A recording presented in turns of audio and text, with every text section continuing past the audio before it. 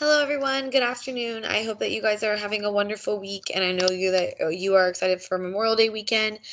We just wanted to give you a huge shout out to each and every one of you for helping out your kids in this process. Thank you, thank you, thank you. We have created a fun end of the year project, and so please have your students go onto Teams and watch the Dr. Seuss video. We want them to be as creative as possible. That way, they when they present, all the kids are very interested and engaged in their presentation. And so I'm going to show you how to access their final project if you were unable to pick up their packet, and then also just kind of walk through the steps in case you have any questions. And so I'm going to share my screen.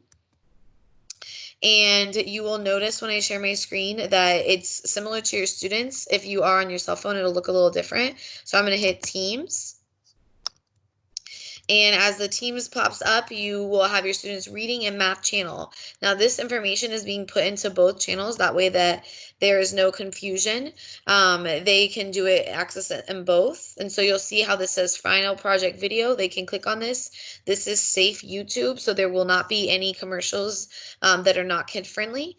But if you go up to the top, there is all the way to the end something that says final project. And this will look the exact same on Ms. Hutchins' team as well for math. So I'm going to click on Final Project. And this is the PDF document. So if you were unable to get up to the school, you will have the access to download this and print it out. There should be extra copies still at the school if you're able to get up there. However, if not, this can be accessed virtually, and you can have your students document everything on pieces of paper. We just thought this would be easier. As you scroll through, you'll notice that when you get to each page, it'll tell you the date that the item needs to be completed. So mine is not typically loading right now, but for example, we are starting tomorrow, and so it'll show you Friday at the very top, and then it'll give you the directions for what your students need to do, and it'll go all the way through. It even has at the very end templates of the writing project for your student, and so again, this is something that if you have it printed, it's easy for your student to just plug in their answers. Here we go. For example, look, Thursday, May 28th, it's telling you exactly what they need to do. And then this is the part that needs to be completed. And so this is what I was talking about for writing. This will be the template where your student will just plug in their answers. This will be where they can access it. So now I'm going to unshare my screen. And I'm going to go through the PowerPoint. So I'm going to share my screen again, and this will be the zoo project. I'm going to walk through it quickly, so I won't go into a lot of details, but I will say that when you access the project and open it up for your student, it gives you the directions. And if at any point on Friday, if you're not understanding what needs to be done, you can message me, Ms. Hutchins, on Dojo, and we will answer those questions for you. So this is the part, you'll see it on their project, not going to explain it. The first thing they need to do on Friday is create their zoo name and their zoo information. We let them know that they can be as creative as possible on the zoo name part. We want them to kind of create a logo and be fun. Like for Dr. Seuss, how if he ran the zoo, he came up with silly ideas. We want your student to also come up with some silly ideas. That way it makes it interesting. For example, I told them that the general admission price was their age. So if they brought their grandmother with them, they would be $50 just to have their grandma in. And I let them know maybe they could have a midnight zoo, anything interesting that makes it silly for them. So this is literally the only page that they have to complete on Friday. Moving forward, you guys have the weekend off, and so they don't have to do any work on the computers on Monday. But we're going to move on Tuesday where they'll start their research. And so for me, Miss Hutchins, we chose the elephant, and no other student is going to be allowed to choose that elephant. And so they can do their research on the one animal they chose. So one of the students got creative and wanted to choose a hedgehog. And so as long as they can find the information and facts that they need about the hedgehog, they are more than welcome to have that animal in their zoo. Some really cool links that we have put on here is going to be the San Diego Zoo, and that gives them access to actually watching their animal live. So if I want to go view the elephant's habitat, how it mates or how it hangs out with others, what it eats, and things like that, I can go on and watch this in live view. The next link, if I click on this blue one, will take them to the National Geographic, and this is the kid-friendly version, and it'll give them, they'll have to do a little bit of reading, but it'll give them some more details and facts about the animal that they chose. Brain Pop, you guys have the access code that they have on their science page. You guys they can use this to go through and look out more information about mammals, about reptiles, anything that they need to know about animals. And then the last one is going to be animalfactguide.com. And this is a great one. It has a list of animals and it kind of gives you the exact facts that you're looking for. This would be a great part for you guys to be involved in. Maybe if you're sitting next to them, you can have them go on Google and just Google what fun facts about elephants, and they can use the web pages that you all find. But these are the 4 that I recommend that are kid friendly. Miss Hutchins explained a kid friendly Google, and so I will attach that to this video. That way you can access that as well in case you're not with them. So after they've gotten all their data, they're going to go through and complete their project. So this is the part that I'm really grading. Is going to be the first cover page. They'll tell me their elephants, the animal name. So mine is the elephant, and they'll draw a picture. In this box, we only want a photo of their animal. Later, they'll be able to draw the food and the habitat, but for right now, we just want a picture. And so if I'm being honest, I literally Googled how to draw elephant cartoon, and I was doing it on the computer, so it wasn't perfect, but they can do it on their paper, or you can complete it virtually, or if they don't have this documentation downloaded, you guys can get lined paper and draw their elephant. The next one, oh, and please, please, please make sure they put their name. We had a few packets recently turned in without student names, but I want your student to get credit. The next one is going to be animal facts. So they're going to have to come up with the animal's appearance, the behaviors, the predators, the life cycle, the habitat, and the diet. And so going back up to this, you'll notice how I've put a spot for 3. Well, I've taught your students that when they are taking notes, that it just needs to be quick notes. I don't need a whole long sentence that says the elephant weighs this amount of weight. That just takes up too much space, and they can use that when they're writing later on this Thursday. So you'll notice on appearance, I just chose 2 facts. And now as I go back to it, I might want to add more, but that gives me the option. On behaviors, I only put 1. And so I want your student to be thinking about how does this the appearance of the animal help them survive. So for example, my elephant has a trunk. Well, this is a very huge survival tool for our animal because he uses that trunk to pick up items, as to feed itself, to bathe itself. And so that is why I put it on appearance, because it's going to help them survive. For behaviors, it's going to be the same thing. How does your animal behave that helps it survive? So first thing that comes to mind is a bear. They hibernate because that is their way of surviving.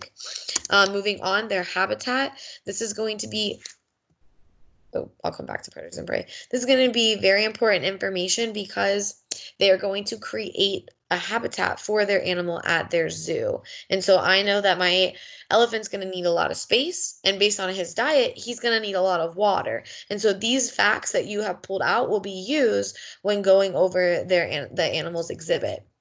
A few others are the predators and the life cycle, and just they need to go through. This is another piece that if you're with them, they can Google what is an elephant's predator, because sometimes it's not what they think. For example, elephants are the biggest mammals, and so they don't have any other animals coming after them. It's more humans that are hunting them, and so that's an important fact for your student to write down. Moving on, this will be the fun facts that they can come up with. And so on the websites I've given, there's not necessarily a lot of fun facts, but you can look through them. Or you can Google fun facts about elephants. And so this is the part where I want your students, they can't make up a fun fact, but to be creative, to go with the piece of animals obviously are very smart and intelligent, and we can learn a lot from them, but also what makes them fun. And so for the elephant, I found that the elephant peels its own banana. It's actually scared of dogs, that they can play jokes on other humans, which when I'm creating my story later, I might talk about how I make my elephant perform a joke on one of the guests to my zoo. And so this is the only piece that your students have to complete on Tuesday. It's a little bit of work in the beginning to make it easier at the end. Once they've gotten these facts down, they don't have to keep Googling these answers. It's all right here written down. So moving forward on Wednesday, this is going to be the math part. And once you have the documentation in front of you, whether virtually or by paper, Miss Hutchins has done a wonderful job going through and writing step one, step two, step three, and telling exactly what your student needs to do. But for example, we're going to make an exhibit for our elephants, and we know that elephants are in groups. And so by doing research, we found that our elephant can be between 8.2 and 13 feet. And so we chose 9 to be more of an easy number.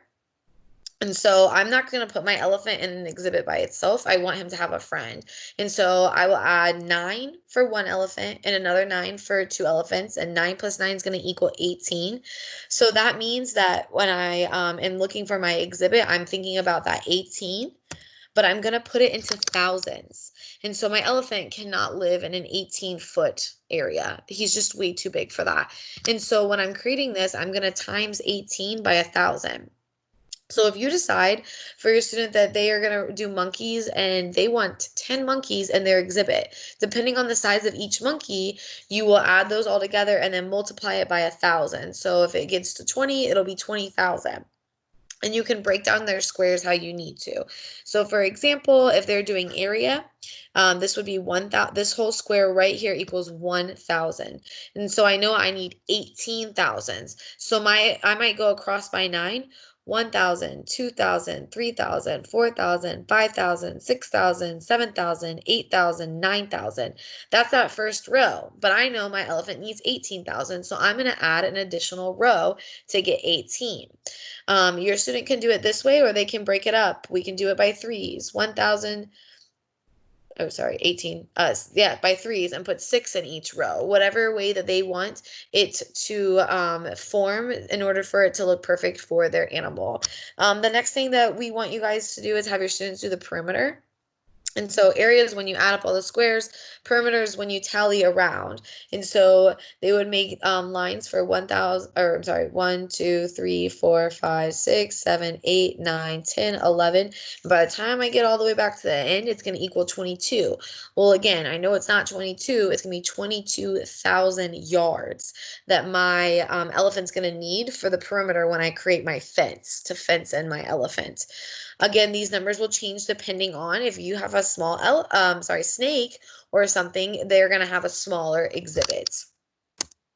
And so our elephant can't just live with nothing around it. And so as you were doing your research, you were documenting things about the elephant's habitat and their diet. And so I take all that into consideration when I'm creating my exhibit at my zoo.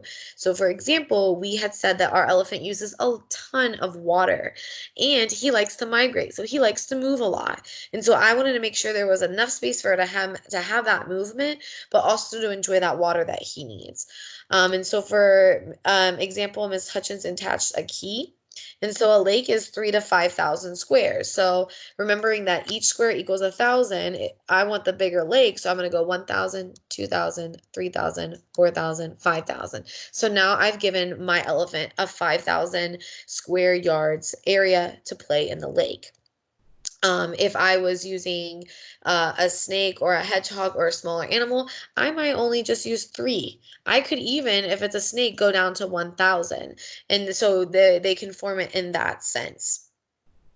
Another thing is the trees. Well, my elephant does need trees to pick off for food wise, but they don't play in it like monkeys. So I'm only going to put one tree on there, which will be about 2,000 yards. However, if I had a monkey exhibit, I might make my lake a lot smaller and build up more trees so that my monkeys have areas to play and to live.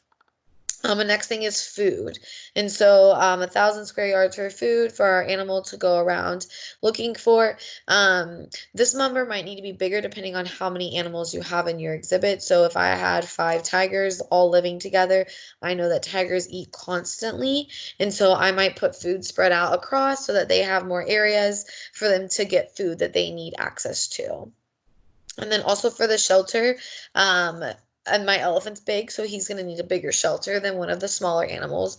And so that's why 1,000 to 3,000 yards, I've made it the biggest that it can be so that both elephants can fit under there. You will notice that we did not put rocks in our exhibit because our elephants aren't going to use the rocks like other animals might. For example, tigers might use rocks because they like to climb and they can peer over at their food and kind of use that for hunting. And so the white part is going to be the space where your elephant or animal can roam around and play. You always want to leave some extra space because if not, they'll have to go from the lake to the tree without any area for walking. And so this is Ms. Hutchins' little exhibit, but if you have the packet, you have these squares broken down. So that means each square is worth 1,000, and your student can use this to develop their exhibit. They can either draw it really dark with a pencil, use a marker. You all can get creative if you need to, and color it in. Whatever your student wants to do to make their project the best, this will be a piece that they will be presenting and we will be looking at for grading. The final day for work is going to be Thursday. And so there's two parts. There's the documentation part and the research writing part. And so for the documentation part, this is going to be like the flyer that you see when you walk up to an animal. And so this is going to be where your students take all the facts that they've learned and kind of plugged it into a simple piece for people to come up to read. Appearance, I would state the size of my elephant, how much he weighs, the color of him, because there's African elephants and Asian elephants, so the color kind of changes, and what kind of body type his skin he has. So my elephant has leathery skin, so I would check off the skin part, but if I have a bird, I would just have to check off the feathers part. So this would be kind of how they go through each one of these. The two that are going to be really creative is the life cycle. Your student can actually draw their life cycle. So if it's a bird, they can draw the eggs and then go on to the next stage. For example, the elephant only has 3. So I put an X through one of these boxes and then just start by drawing the baby elephant, what the elephant looks like when he gets to be a little older, and then what that adult elephant looks like. For example, adults typically herd together. So maybe I draw more than one because they're all together at their adult stage.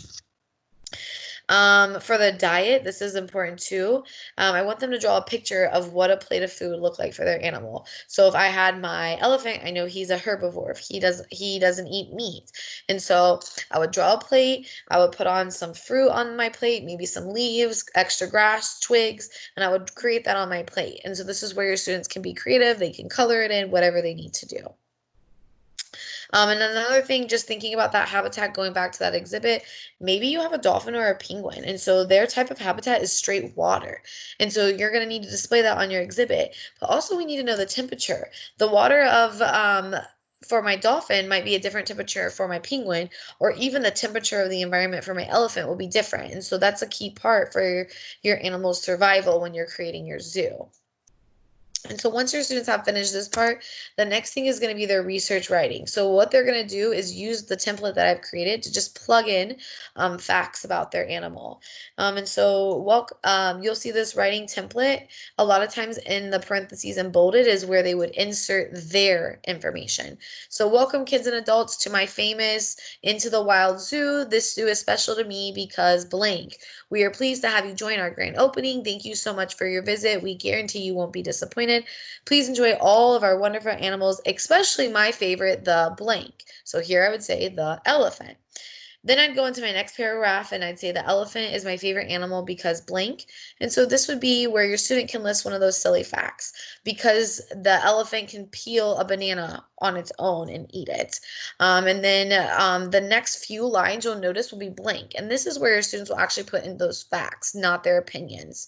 And so what are some facts that I need to know about how my elephant needs to survive in the environment that it's placed in? And then you'll have the conclusion again where the parentheses and bolded words are is where you're going to replace that with the student's answer. So insert animal name, I would put in elephant. This is what it looks like where the things should be plugged in. But there's another documentation that'll be blank so that they can just write it in. That way they don't have to rewrite all of this. This is a struggle if your student did not get the packet. They will have to go through and rewrite the whole thing. But this is what the final project will end on, and then your students will present it. So when we come back to the group, all of your students will have to show us their zoo name, their zoo information, display of the zoo facts that they found, and the exhibit that they created, as well as maybe reading a piece of their project. And we're going to do that in video. Um, this is supposed to be fun. We want to reward your students. They have been working so hard, and this is a project that we were going to do in the classroom anyways. The writing piece is very important because we're thinking about your students and what they should be doing over the summer and getting prepared for fourth grade. So we don't know what next year will look like, but we do know that we don't want your students learning to stop. And so this way, it allows your students to do something fun and creative and really engage in their reading and math learning. Please, please, please, if you need help with anything, message me and Miss Hutchins on Dojo and we will answer it. And please go back and reference this video. You're more than welcome to pause it, go back and rewatch a part. I hope this was helpful. Thank you so much for tuning in, and we will see you guys next week.